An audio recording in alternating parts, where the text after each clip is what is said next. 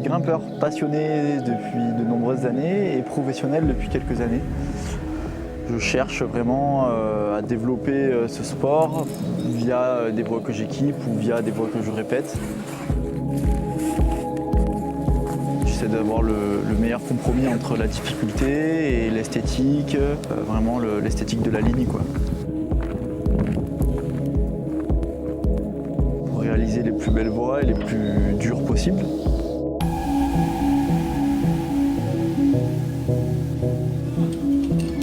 Seb, il rentre dans aucune norme. Plus il grimpe, plus il est fort et moins il se blesse. Enfin, c'est complètement aberrant. Là, c'est hors norme. Il commence ses entraînements à 11h le matin. Ça se termine à 22h30 le soir dans la salle d'entraînement. Après être allé enchaîner un 8C ou un 8C+, en falaise la journée, enfin, c'est vraiment monstrueux.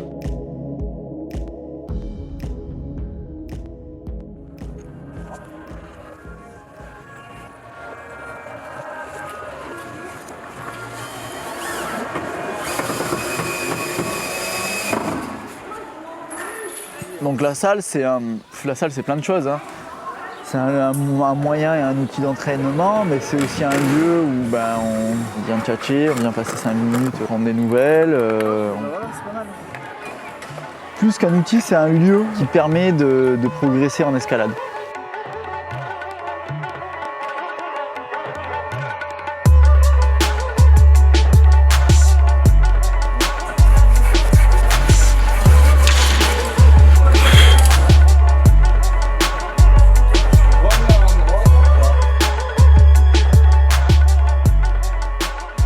La salle du coup devient quand même un de ses outils principaux d'entraînement. Donc oui, évidemment qu'on essaye de répondre à son exigence. Comme tout sportif de haut niveau, il est très exigeant. Nous, ça nous tire vers le haut. On essaye un petit peu de coller à son schéma.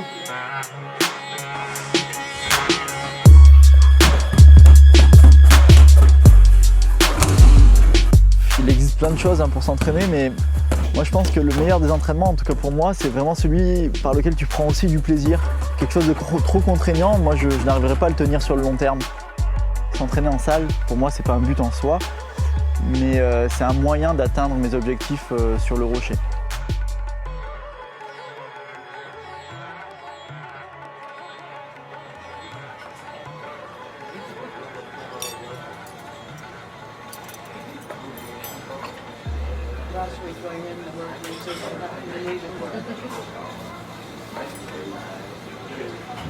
Ouais, la Catalogne quoi. Entre les grimpeurs, je trouve que les spots classiques sont quand même beaucoup fréquentés et il y a une bonne émulation. Ouais. Et je pense qu'il n'y a pas beaucoup d'endroits qui réunissent autant de grimpeurs forts et même autant de grimpeurs tout court.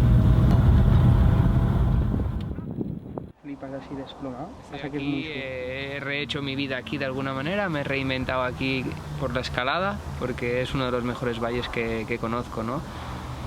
Cuando competía mi sueño era escalar y vivir en un sitio como Cataluña, ¿no? De sentirme en la roca, poder equipar, poder disfrutar y bueno, he acabado en este valle.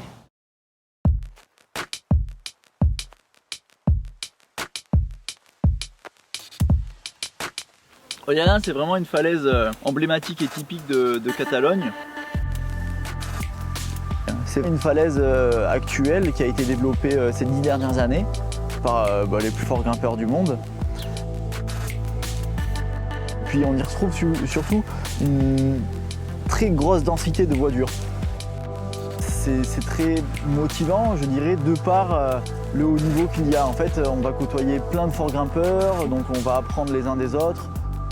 C'est un haut lieu de la difficulté en escalade actuelle.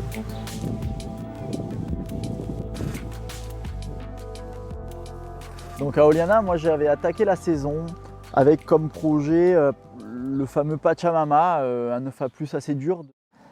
Cette voie est vraiment très très belle pour moi et c'est une grande envolée dans la vague bleue d'Oliana. Para mí es la vía más difícil que he hecho. Todavía son año y casi medio que no me he recuperado completamente.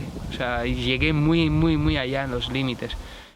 Fue un cambio, la Pachamama realmente ha sido la vía que ha marcado un antes, un después, otro cambio en mi vida y realmente pues pues sí, para mí es, aparte del grado y la dificultad y esa lucha, es todo lo que ha supuesto, llegando realmente a tu límite.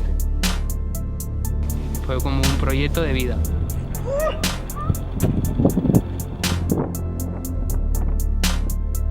Donc pour moi c'était quelque chose d'important cette voie parce que d'une part elle est très belle et elle me fait rêver, c'est quelque chose qui m'inspirait.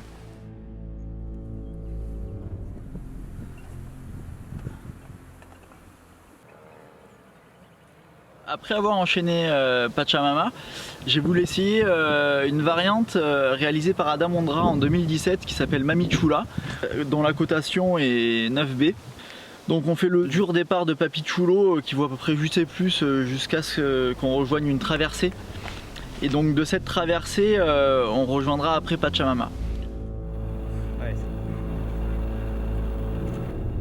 Le problème est qu'en fait, il n'y a pas vraiment de repos dans cette voie. Donc on rejoint une traversée qui est en soi un crux avec une épaule et un croisé sur une pince plate. On fait le début en 8C+, de Papi Chulo. Et sans repos, on empile sur ce crux en traversée. Et puis sans repos, on empile dans toute la fin dure de Pachamama.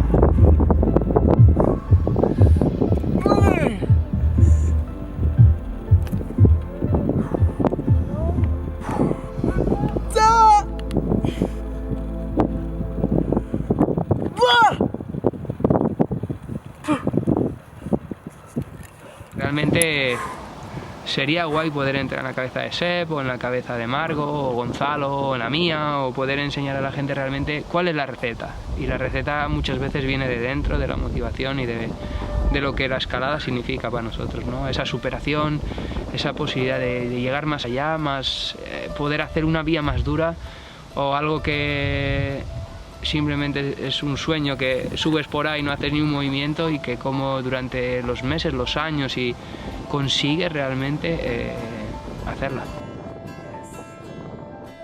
Y yo creo que esta es la receta, ¿no? Es algo que es muy difícil de explicar con palabras. ¿Por qué luchamos tanto, ¿no? Por chapar una cadena, por chapar esa cadena de una vía, y realmente lo que nos hace sentir, esa vida entera de pasos hacia adelante, de caernos, de levantarnos para poder llegar a pasar la cuerda por un top.